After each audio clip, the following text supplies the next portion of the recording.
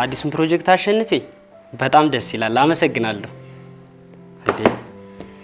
አብነት አዲሱን ፕሮጀክት አሸነፉ። ያሰፉትን ያህል ትርፋለሁ፣ ግን ውስጤን ደስ አላለውም። ከዚህ የተሻለ ነገር እፈልጋለሁ። ጆሲዬ እንኳን ደስ አለህ። በቃ ባለህ ነገር ተደሰት። ሌላ ነገር መመኘት ምን ይሉታል? ሰው የትኛውንም አይነት ስኬት፣ ፍቅር፣ ገንዘብ ቢያገኝ ውስጡ ግን የባዶነት ስሜት የሚሰማው ከሆነ እና የባዶነት ስሜቱ ደግሞ ስር የሰደደ ነው። ከዛ በተጨማሪ ደግሞ አንድ ነገር እንዳገኘ ወዲያው ደስታው የሚጠፋበት ከሆነና ሌላ ነገር ደግሞ የሚያሳድድ ከሆነ ይሄ የማይረካ ማንነት ነው እንላለን። ቦሌ አካባቢ የሚገኘውን ዘመናዊ አፓርታማ ካልገዛው እንቅልፍ የሚባል ነገር የለም። ጆሲ ልጠይቅህ እስኪ ያንን አፓርታማ ስትገዛው ትምትረካ ይመስልሃል ነው ወይስ ሌላ ፍለጋ ደግሞ ትሮጣለህ? የማይረካ ማንነት ያለው ሰው አንሌስ በጣም የሆነ ሀብት ላይ ደርሶ ከዛ በላይ የተጋጋጠ ከሆነ ነው ሰው ይሄ ሰው ያይረካም እንዴ የሚለው። በእኛ ሀገር ኮንቴክስት ግን ምንም ሳይኖርሽ የማይረካ ማንነት ቢኖርሽ አይታወቅም። ምክንያቱም የለሽማ ኦልሬዲና ስለሌለሽ ነው ተብሎ ነው እንጂ የሚታሰበው የማይረካ ማንነት ስላለሽ ነው ተብሎ አይታሰብም። ያ ሰው በየትኛው መንገድ ያምጣው የሆነ ሌቭል ላይ ከደረሰ በኋላ ከዛ በላይ ለማግበስበስ ወይም ደግሞ አልበቃ ሲለው ሚዛኑ ያልተስተካከለ ስለሆነ በስነ ልቦናው ዝም ብሎ ቢያገኝ አይረካም እና እዚህ ጋር አእምሮ ላይ ነው የሚሰራው ማለት ነው። እሷ ስዊች ካልተስተካከለች የማይረካ ማንነት ይኖርሻል ማለት ነው። የምትፈልገውን ስታገኝ ለደቂቃ ዝም ትላለህ።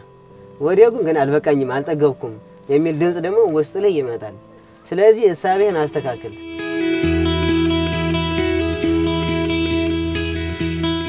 ቫልዩሽን ማታቂ ከሆነ ሚዛንሽ ራሱ ትክክል አይደለም። ምትረኪው ምን ላይ ነው መቆሚያሽ ምንድነው የሚለውን አታቂውም። በቃን የሚለውን ነገር ወላጆቻችን ራሱ በቃን ብለው ማያውቁ ከሆነ ለኛም እሱን ካላስተማሩን ተዳደግ እንደዛ ሊያረገን ይችላል። ምንድነው የምፈልገው፣ ወዴት ነው መሄደው፣ የኔ ማንነት ምንድነው፣ ጎሌ ምንድነው፣ እስከምን ድረስ ነው መሄደው የሚለውን ነገር የማያውቅ ሰው አጠቃላይ ሪስክ ውስጥ ነው ያለው ለማይረካ ማንነት ማለት ነው። ምክንያቱም ይበቃሽን አታቂም።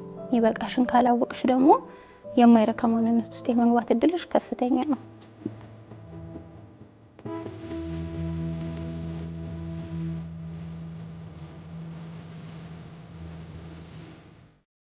ይሄኛው ልብስ እንዴት አየሽ? አዲስ የመጣጣሽ ነው። ሁሌ አዲስ ልብስ መግዛት አይሰለችሽም? በጣም ብዙ ልብስ አለሽ። ቁም ሳጥንሽም ጨንቆታል። ይሄ አልጠግባይነትሽ እኮ ነው ሁሌ አዲስ ልብስ የሚያስገዛሽ።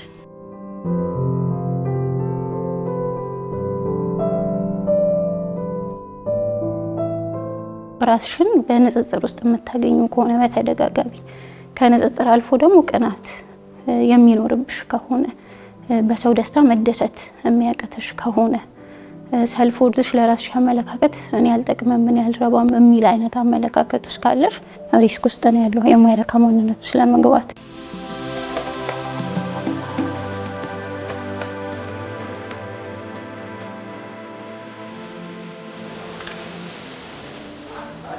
ሜሪ እንሻትችል ስታስጠላ ደግሞ ተከታዩ መብዛቱ። አሁን እቺ ምን አምሮ ነው ደግሞ የሰውነቷ ቅርጿ።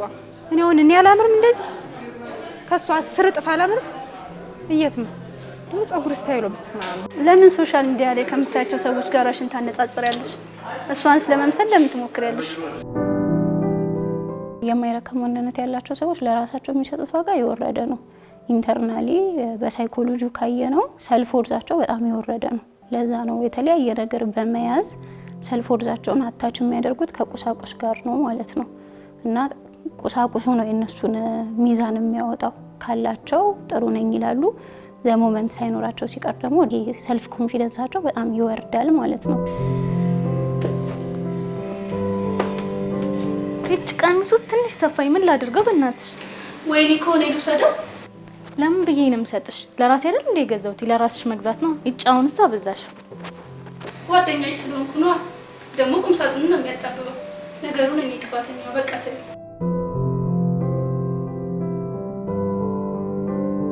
በዚህ ሁኔታ አድርገን ደግሞ ማህበራዊ ሚዲያ ሲጨመርበት ደግሞ አስቢው።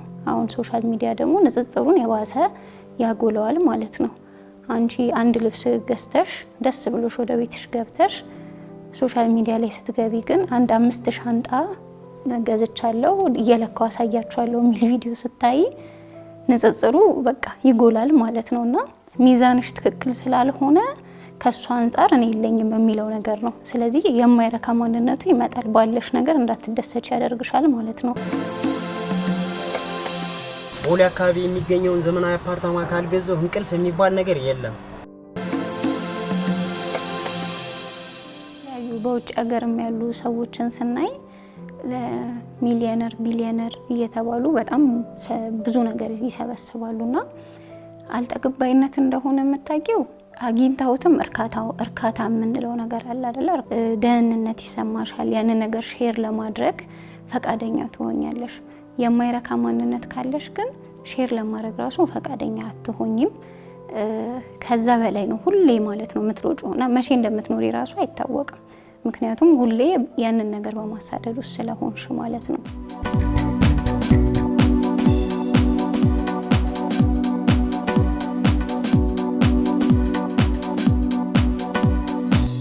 አይስ ኤጅ የሚባል ፊልም አለና እዛ ላይ አንድ ስኮርል የምትመስል ካራክተር አለች። ያቺ ካራክተር ሁሌ ፍሬ ስታሳድድ ነው የምትታየው። ያው ሜን ካራክተር አይደለችም፣ ግን ሁሉም ኤፒሶድ ላይ አይገሳለችና ለምንድን ነው የማይረካ ማንነት እንዳላት ያወቅ ነው?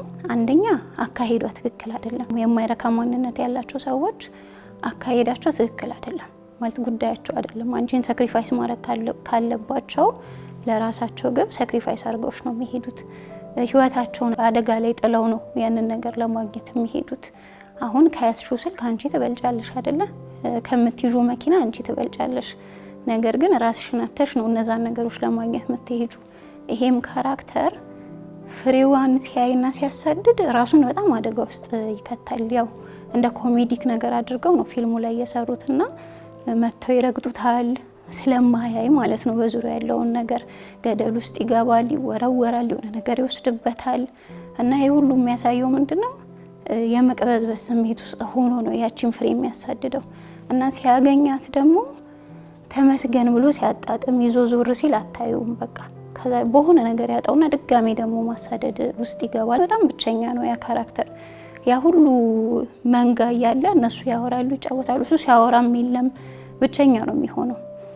የማይረካ ማንነት ውስጥ ያለንም ሰዎች ያንን ጎላችንን ስናሳድድ አጠገባችን ያሉትን ሰዎች እንረሳለን። ማህበራዊ ህይወታችን ጥሩ አይሆንም። ህይወታችንን አደጋ ውስጥ እንከታለን። በተለያየ ሪስክ ውስጥ ነው የምንሄደውና ያቺን ፍሬ እንደሚያሳድደው ካራክተር ነው የብዙዎቻችን ህይወት ብዬ አስባለሁ።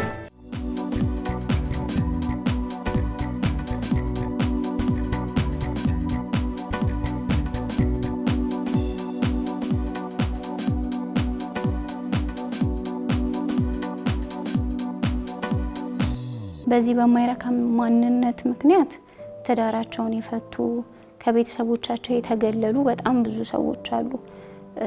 ምክንያቱም እንዳልኩት ቅድም ሰዎችን ሳክሪፋይስ እያደረግሽ ነው የምትሄጁ። አሁን ያቺ ሽኮኮም እሱን ነው አይደል የምትፈልገው፣ እሱ ደግሞ ፍሬው ነው ያስፈልገናል የሚለው።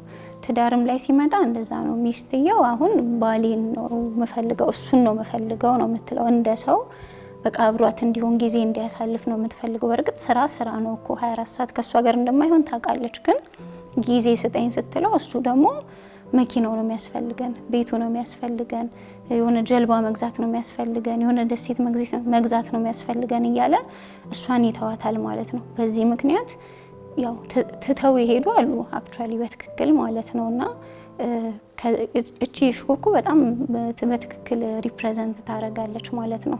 ስንስገበገብ ያው ብዙ ነገር ሉዝ እንደምናደርግ ማለት ነውና በሰዎችም ህይወት እንደዛ ነው። አንድ ሞጋድዋት የሚባል የሃፒነስ ኤክስፐርት አለና እሱ ምን አለ? ብዙ 14 ፌራሪ መኪና አለው፣ ቤት በየከተሞቹ አሉት። ነገር ግን ደስተኛ አልነበርኩም አለ። ደስተኛ የሆነው አንድ ልጁ ነበረ። ልጁን በሞት ካጣ በኋላ ነው ደስተኛ የሆነው። ተቃራኒ ይመስላል፣ ግን እንደዛ ነው የሆነው። እና ሚስጥሩ ምንድነው? የእርካታ የሰላም በቃኝ ማለት የደስታ ሚስጥሩ ምንድነው ሲባል በቃኝ ማወቅ ነው ያለው። በቃ ከዛ በፊት በማይረካ ማንነት ውስጥ ነበር የምሄደው። ያንን ሁሉ ይዤ እስቲል ሌላ ነገር ነበር የምፈልገው። በቂ አልነበረም ብዬ ነበር የማስበውና ልጄን ሳጣ ግን ከልጄ ጋር ያላሳለፍኩት ጊዜ ቆጨኝ እና ከዛ በኋላ በቃኝ ማለት ምን ያህል አስፈላጊ እንደሆነ ገብቶኝ ከዛ በኋላ ነው የደስታ ኤክስፐርት ሆኖ ለብዙ ሰዎች ምሳሌ ሆነው ማለት ነው።